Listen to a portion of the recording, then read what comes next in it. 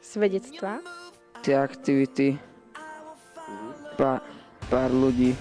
Neviem, že je tu taký skvelý čas strávený s Bohom a s ľuďmi, ktorí sú takí mladí, v pohode. Neviem, asi to najviac.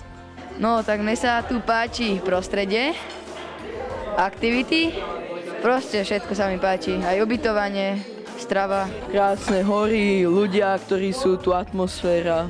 No, máme tu úplne super stravu a ľúbi sa mi hlavne to, že tu máme takú veľkú voľnosť a no, máme tu veľa, je tu úplne super program a medzi jednotlivými programmi je veľká voľnosť, môžeme si robiť v podstate čo chceme, môžeme ísť aj von, prejsť sa po dedine, môžeme hrať ping-pong, hrať futbal, hrať volejbal, super to tu je.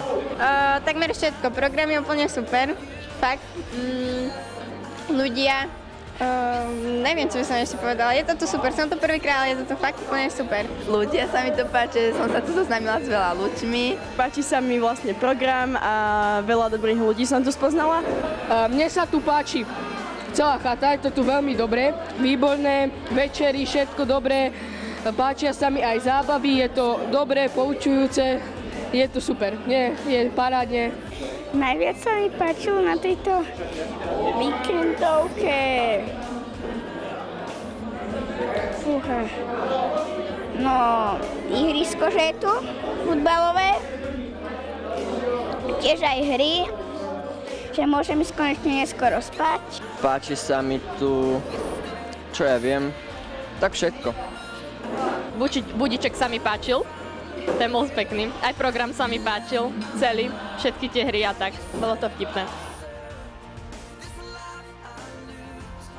Nemám žiadne výhrady, naozaj, je tu úplne super.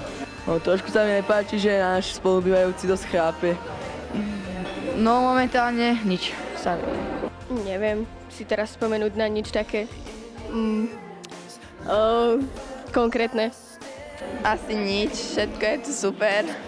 Dnešná večera. Nemám, čo by sa mi tu nepáčilo, tu je to skvelé. Samozrejme. Jasné, na každú. Áno, 100%.